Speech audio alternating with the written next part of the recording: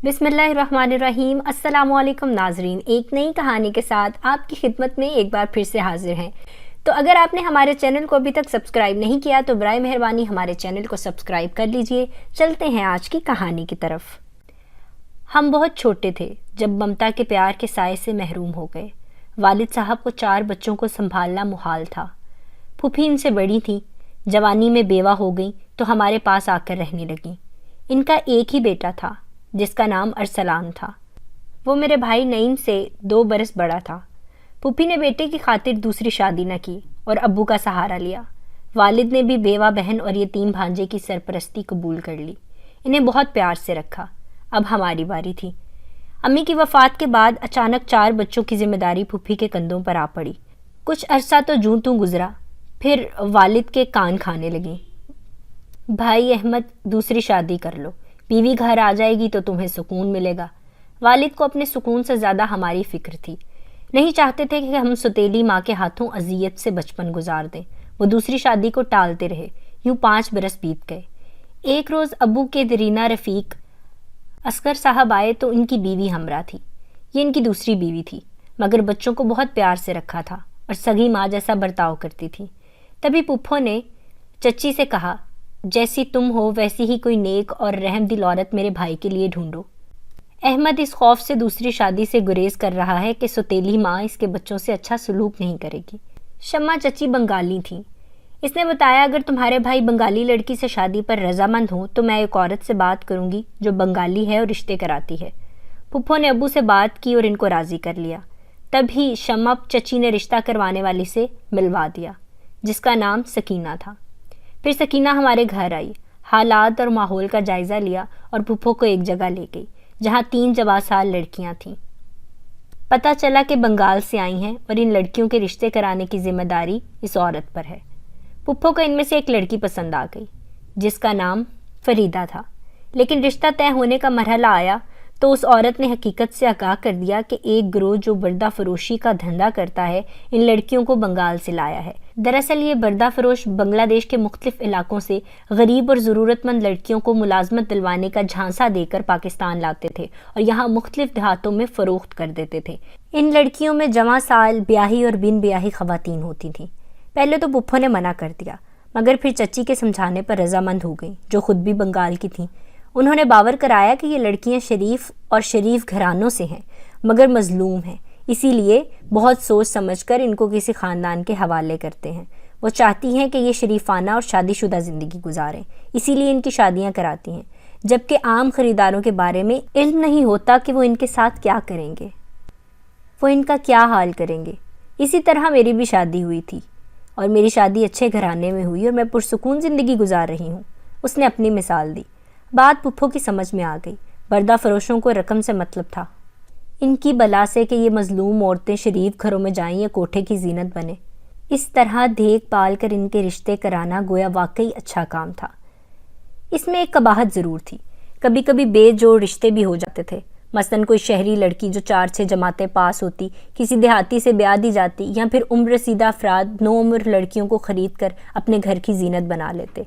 फिर हालात से फ़रार की खातिर कभी कभार ये लड़कियां किसी जवान से रवाबित इस्तवार करके घर से भाग जाती थीं। बहरहाल ये एक अलग किस्सा था। फ़िलहाल पुप्पो को अपने भाई के लिए एक ऐसी लड़की चाहिए थी जो लावारिस हो और इनके यतीम बच्चों के साथ अच्छा बर्ताव करे। भाई की नज़र फरीदा पर पड़ी। खूबसूरत थी, रंगत सांवली और नेक तबीयत नज़र आती थी। उम्र 16-17 और गैर शादीशुदा थी, जबकि वालिद साहब इन दिनों 40-42 के थे। इस रिश्ते कराने वाली ने कहा कि 1.5 लाख कीमत रखी है और 15,000 मेरा कमीशन है। वो ख़रीदार को अलग से देना होगा और ये तमाम इखराजात निकाहनामे पर दस्तखत होते ही अदा करने होंगे। पुप्पो ने शर्त मंजूर कर ली, क्योंकि फरीदा का दिलकश सरापा इनको पसंद आ गया था। वो हर सूरत इसको भाभी बनाना चाहती थी। मुकर्ररा दिन निकाह से कुछ देर पहले सकीना ने अपनी हमवतन लड़की को सजा संवार कर दुल्हन बना दिया और निकाह भी इसी के घर पर हुआ। रस्म निकाह के वक्त मतलूबा रकम अदा कर दी गई और वालिद साहब फरीदा को अपनी गाड़ी में घर ले आए। यूँ हमारी नई माँ आ गई। वालिद साहब ने फरीदा से शादी इस वजह से की कि वो लावारिस थी। इनका ख्याल था सर झुका कर रहेगी और हर बात मानेगी, इनकी बिन माँ के बच्चों से अच्छा बर्ताव करेगी। ये बातें इनको पुप्पो ने भी बावर करा दी थी। पुप्पो का कयास सही निकला। فریدہ کو ابو کے گھر میں تحفظ اور سکون ملا تو وہ خود کو خوش نصیب خیال کرنے لگی۔ والد صاحب خوشحال آدمی تھے، گھر میں کسی شے کی کمی نہیں تھی، جبکہ فریدہ تحفظ کے علاوہ زندگی کی ضروریات کو ترسی ہوئی تھی۔ اس نے آتے ہی مچھلی اور چاول کھانے کی فرمائش کی، کیونکہ وہ روٹی، نان اور سالن زیادہ رغبت سے نہیں کھاتی تھی۔ ابو ہر روز تازہ اور لذیذ مچھلی لاتے، عمدہ خوشبو والے چاولوں کی بوریاں گھر میں ڈلوا دی تھیں۔ نئی بیوی سے بہت محبت اور عزت سے پیش آتے تھے۔ قیمتی ساڑیاں، میک اپ کا سامان، زیورات، غرض ہر شے جس کی اس نے فرمائش کی بن مانگے لا کر فریدہ کو دے دیتے، گویا فریدہ کی قسمت کھل گئی تھی۔ ابو کے حسن سلوک سے اس کا ملال جاتا رہا، خوش و خرم رہنے لگی اور ہمارا خیال رکھنے لگی۔ ہم بچے جو ستیلی ماں کو دیکھ کر خوفزدہ تھے اب خوش تھے، لگتا تھا ہماری اپنی ماں واپس آ گئی ہے۔ روزانہ وہ ہم کو تیار کرتی، ہمارا سر دھلاتی، کپڑے بدلواتی اور فروٹ کا تازہ جوس نکال کر اپنے ہاتھوں سے پلاتی، غرض کے پھپھو سے بھی زیادہ توجہ سے دیکھ بھال کرنے لگی۔ ابو مطمئن ہو گئے، اپنی بہن کے شکر گزار تھے کہ انہوں نے واقعی عقل مندی سے کام لیا اور اتنی اچھی لڑکی ڈھونڈ کر لائیں۔ ابو فریدہ سے خوش تھے، مگر کبھی کبھی فریدہ اداس ہو جاتی تھی۔ وہ اپنے وطن اور گھر والوں کو یاد کرتی، تب پھپھو تسلی دیتی کہ بھائی احمد سے کہوں گی وہ تمہارا پاسپورٹ بنوا دے تاکہ تم اپنے دیش جا کر والدین سے مل سکو۔ ایک روز پھپھو نے ابو سے کہا، تم فریدہ کو لے کر بنگلہ دیش جاؤ تاکہ یہ اپنے والدین سے مل سکے۔ والد بولے، صبر کریں، کچھ اور عرصہ اسے یہاں گزارنے دیں، ہم میں اچھی طرح رچ بس جائے، پھر ان کے میکے والوں سے بھی ملوا دوں گا۔ دراصل چچا نے والد صاحب کو سمجھایا تھا کہ تمہاری بیوی بنگلہ دیش جانے کے لیے اصرار کرے گی، مگر جلد اسے مت لے جانا جب تک 2-4 بچے نہ ہو جائیں، ورنہ تمہارے پاس نہیں ٹکے گی۔ شادی کے 2 برس کے بعد فریدہ نے ایک بیٹے کو جنم دیا، اس کے 2 برس بعد بیٹی اور پھر ایک بیٹا ہوا۔ یوں والد کے گھر 6 برسوں میں 3 بچوں کی ماں بن گئی۔ اب وہ اپنے دیش کو کم یاد کرتی، بچوں کی پرورش میں کھو گئی۔ کوئی سوچ بھی نہیں سکتا تھا کہ اس کے دل میں وطن کی یاد ابھی بھی باقی ہے۔ والد صاحب ریٹائر ہو گئے تو انہوں نے اپنے محلے میں ایک جنرل سٹور کھول لیا۔ یہ جمع جمایا کاروبار تھا اور خوب چلتا تھا، تمام محلے والے اسی دکان سے خریداری کرتے تھے۔ ہم مزید خوشحال ہو گئے، ابو کا بھی دل لگا ہوا تھا، تمام لوگ ان کو جانتے تھے اور ان کی عزت کرتے تھے۔ ان کی عمر کے لوگ گپ شپ کرنے بھی آ جاتے تھے۔ والد صاحب کو کاروبار کے لیے ایک ہیلپر کی ضرورت پڑ گئی، اسی سلسلے میں ایک ملازم رکھ لیا جس کا نام حسین تھا، اور والد صاحب کے جنرل سٹور پر ملازمت کی تلاش میں آیا تھا۔ وہ بڑا ہنسمکھ لڑکا تھا، جنرل سٹور کو شیشے کی طرح چمکا کر رکھتا اور گاہکوں کے ساتھ خوش دلی سے پیش آتا۔ جلد ہی وہ محلے میں مقبول ہو گیا۔ جنرل سٹور کی چھت پر ایک کمرہ بنا ہوا تھا، حسین رات کو وہاں سوتا تھا۔ ہمارے گھر کے اندر آنے کی اسے اجازت نہیں تھی، لیکن کبھی کبھار دروازے پر سودا دینے آ جاتا تھا۔ ہم اسکول گئے ہوتے تو امی اس سے سودا لے لیتی۔ 3 ماہ بمشکل اس نے والد صاحب کے سٹور پر ملازمت کی اور جانے کس وجہ سے نوکری چھوڑ کر چلا گیا۔ ہم بچے تھے، والد صاحب کے کاروباری معاملات کو نہیں جانتے تھے۔ صبح دم گھر سے اسکول جاتے تو دوپہر 2 بجے کے بعد لوٹتے۔ ایک دن کا ذکر ہے، بھائی اور پھپھی زاد ایک ساتھ کالج سے لوٹے تو حسین کو گھر کی ڈیوڑی میں کھڑا پایا۔ وہ حیران ہوئے کیونکہ یہ شخص ابو کی ملازمت چھوڑ کر چلا گیا تھا، اب یہاں کیا کرنے آ گیا تھا؟ حسین، تم یہاں کیا لینے آئے ہو؟ بھائی نے سوال کیا تو وہ گھبرا کے لاجواب ہو گیا اور بڑی تیزی سے نکل بھاگا۔ میرا پھوپھی زاد خاصا سمجھدار تھا، اسے خیال گزرا کہ یہ شخص بنگالی ہے اور ماموں احمد کی بیوی بھی بنگال کی ہے، ضرور یہی وجہ ہے کہ یہ آیا ہے۔ تب پھر فریدہ امی سے پوچھا، ممانی سچ بتاؤ، حسین کیوں آیا تھا؟ نہیں بتاؤ گی تو میں ماموں سے شکایت کر دوں گا۔ وہ سن کر گھبرا گئیں، رنگ اڑ گیا اور منت کرنے لگیں کہ خدا کے لیے ماموں کو مت بتانا، یہ آدمی آج کل بے روزگار ہے، ضرورت مند ہے، مدد کے لیے آیا تھا، میں نے تھوڑی سی رقم دے دی ہے۔ کیا پہلے بھی رقم لینے آیا تھا؟ بولی ہاں، 1-2 بار آیا تھا، مگر اب میں نے منع کر دیا ہے کہ آئندہ نہ آئے۔ اچھا ہوا کہ آپ نے منع کر دیا، اگر آئندہ کبھی یہ گلی میں نظر آیا تو میں ضرور ماموں کو بتا دوں گا۔ فریدہ گرچہ میرے والد کے ساتھ خوش اسلوبی سے رہتی تھی، لیکن ابو اب بیمار رہنے لگے تھے، وہ بوڑھے دکھائی دیتے تھے، جبکہ فریدہ بھرپور جوان تھی۔ اس عورت نے ابو کے ساتھ 12-13 برس گزار دیے تھے، ان کو شکایت کا موقع بھی نہیں دیا تھا۔ اب جبکہ وہ ان کے 3 بچوں کی ماں تھی، شوہر سے کیسے بے وفائی کر سکتی تھی؟ پھر بھی میرے کزن کے ذہن میں شکوک و شبہات جنم لینے لگے۔ اس واقعے کے بعد ہماری بنگالی ماں ڈری سہمی رہتی تھی، وہ بہت ہنسمکھ اور خوش اخلاق تھی، تبھی محلے بھر کی عورتیں اس کی گرویدہ تھیں۔ پہلے وہ کم کسی کے گھر جاتی تھیں، اب اکثر آنے جانے لگی تھیں، کبھی بازار جانے کا بھی بہانہ بنا کر گھر سے نکل جاتی۔ میں اس تبدیلی پر حیران تھی۔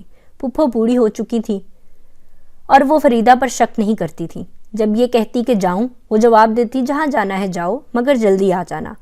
بچے اسکول سے آتے ہی کھانا مانگتے ہیں۔ یوں فریدہ امی نے روز صبح گھر سے جانا باہر معمول بنا لیا۔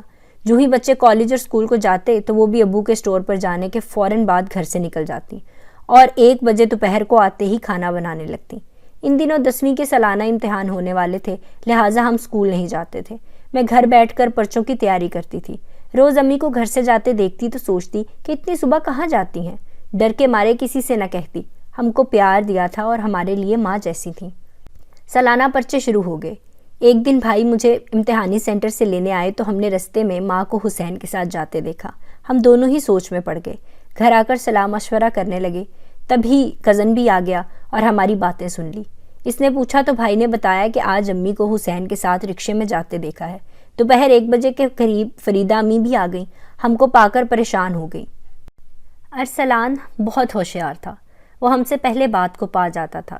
اس نے امی کو آڑے ہاتھوں لیا کہ سچ بتاؤ حسین کے ساتھ کہاں گئی تھی، ورنہ میں ابھی جا کر ماموں کو بتاتا ہوں۔ وہ بری طرح ڈر گئی، منت کرنے لگی، ماموں کو مت بتانا۔ سچ کہتی ہوں حسین کے ساتھ پاسپورٹ کے آفس گئی تھی۔ دراصل میں اپنے والدین کے لیے بہت زیادہ اداس ہوں اور ان سے ملنا چاہتی ہوں، جبکہ تمہارے ماموں جانے نہیں دیتے۔ اسی وجہ سے حسین کا سہارا لیا، ورنہ میرا اس سے کوئی تعلق واسطہ نہیں ہے۔ اس وقت ارسلان نے ماموں کو نہ بتانے کا وعدہ کیا تھا، مگر امی کو اعتبار نہ تھا۔ وہ سمجھتی تھی کہ یہ کسی نہ کسی وقت ضرور بتا دے گا۔ بس اگلے روز جب کہ سب اپنے اپنے کاموں میں گھر سے نکل گئے، یہ بھی چلی گئی اور دوبارہ کبھی نہ لوٹی۔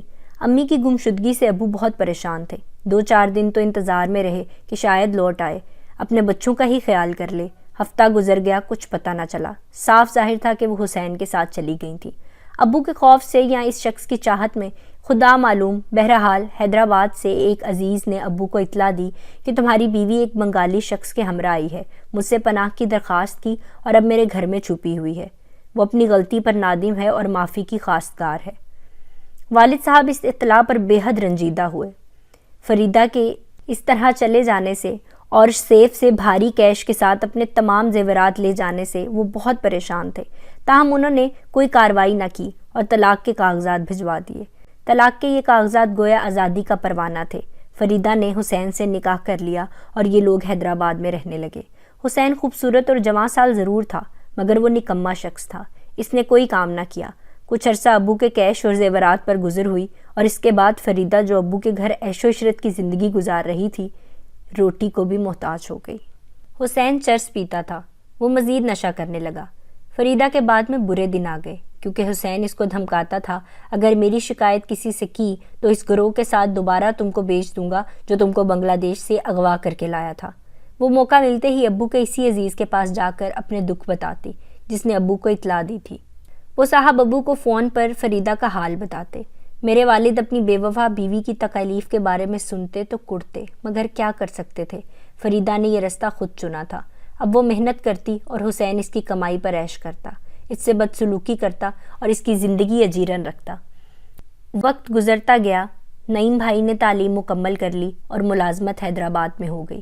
ایک روز اپنے دوست کے ساتھ اسپتال گئے جہاں اس کی ماں کا آپریشن تھا۔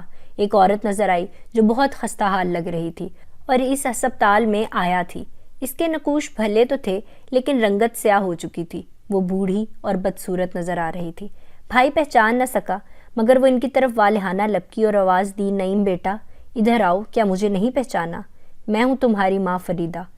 فہیم کی آنکھوں میں اندھیرا چھا گیا۔ کہاں وہ قیمتی لباس زیب تن کرنے والی خوبصورت فریدہ امی اور کہاں ہسپتال کی خستہ حال میلی سی آیا جس کی سفید وردی پر بھی دبے تھے۔ یہ وہ ہماری فریدہ امی نہیں ہو سکتی۔ بھائی کو اپنی آنکھوں پر اعتبار نہیں آ رہا تھا، مگر یہ حقیقت تھی۔ یہ ہماری وہی ماں تھی جس کو اس کی حماقت نے اس حال پر پہنچا دیا تھا۔ بھائی نے پوچھا، وہ حسین کدھر ہے جس نے تم کو تمہاری جنت سے نکال کر اس حال میں پہنچایا ہے؟ وہ بولی، بیٹا اس بدبخت کا نام نہ لو، بس مجھے اس قدر بتا دو کہ میرے بچے کیسے ہیں، مجھے یاد کرتے ہیں کہ نہیں؟ وہ ٹھیک ہیں اور تمہیں بالکل یاد نہیں کرتے۔ جب نعیم بھائی نے ایسا کہا تو وہ رونے لگی اور منت کرنے لگی، ایک بار مجھے میرے بچوں سے ملوا دو۔ ان کے رونے پر بھائی کا دل نرم پڑ گیا۔ کہنے لگے، اچھا تم کراچی آنا تو بتانا، میں ان کو تم سے ملوانے کی کوشش کروں گا۔ ہفتہ بعد وہ چھٹی پر گھر پہنچا تو امی فریدہ کی ایک سہیلی خالہ شگفتہ آئی اور سرگوشی میں بتایا، فریدہ میرے گھر آئی ہے، کیا تم نے اسے بچوں سے ملوانے کا کہا تھا؟ یہ سن کر میرے بھائی کے پیروں تلے سے زمین نکل گئی، مگر پھر فریدہ امی کے آنسو یاد آ گئے۔ خالہ میں کیسے ملواؤں، ابو خفا ہوں گے، ان کے تینوں بچے ایک ہی اسکول میں پڑھتے ہیں، آپ وہاں ان کو ملوا دیں، مگر میرا نام نہیں آنا چاہیے۔ خالہ شگفتہ چلی گئیں۔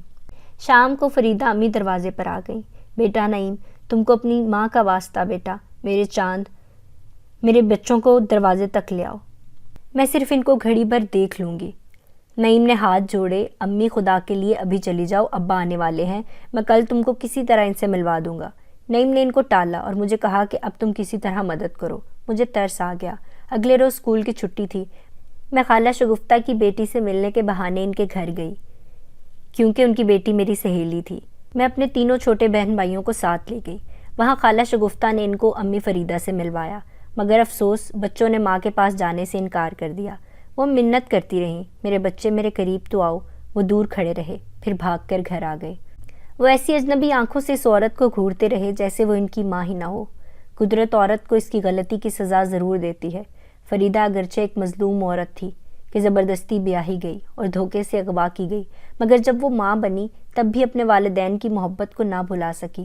تبھی تو اپنے بچوں کو چھوڑ کر حسین کی باتوں میں آ گئی، جو لالچی دھوکے باز انسان تھا۔ اپنے پیار کرنے والے شوہر کو دھوکہ دینے کی غلطی کر کے فریدہ نے نہ صرف جنت سے جہنم کا رستہ اختیار کیا، بلکہ اپنے بچوں کو بھی ممتا سے محروم کیا۔ وہ یہ نہ سوچ سکی کہ جب جوان ہو کر وہ اپنے گھر ماں باپ کو نہیں بھلا سکی تو اس کے چھوٹے بچے ماں کی جدائی سے کس قدر اذیت سے گزریں گے۔ بچے بھی عجیب ہوتے ہیں۔ انہوں نے سمجھ لیا کہ ان کی ماں بے وفا ہے تو اس کے پیار بھری باہوں میں جانے اور گلے لگنے سے صاف انکار کر دیا۔ میں جانتی تھی کہ وہ کبھی اپنی ماں کے پیار کو نہیں بھلا سکتے، یہ پیار ان کے دل میں مرتے دم تک رہے گا، مگر انہوں نے صبر کیا اور حالات کو سمجھ کر ماں کو جھوٹی آس نہیں دلائی۔ والد صاحب کو جب اس واقعے کا علم ہوا تو انہوں نے اپنا جنرل سٹور اور مکان فروخت کیا اور دوسری جگہ مکان خرید کر رہائش اختیار کر لی، تاکہ آئندہ فریدہ دوبارہ ان بچوں کو ڈسٹرب نہ کرے۔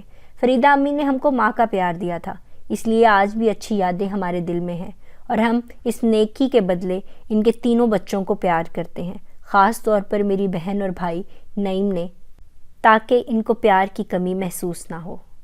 تو ناظرین، یہ تھی آج کی کہانی۔ اگر آپ کو ہماری کہانی پسند آئی ہے تو اسے لائک کیجئے، شیئر کیجئے، کامنٹ باکس میں اپنی رائے کا اظہار ضرور کیجئے، اور اگلی کہانی تک کے لیے مجھے اجازت دیجئے۔ اللہ حافظ۔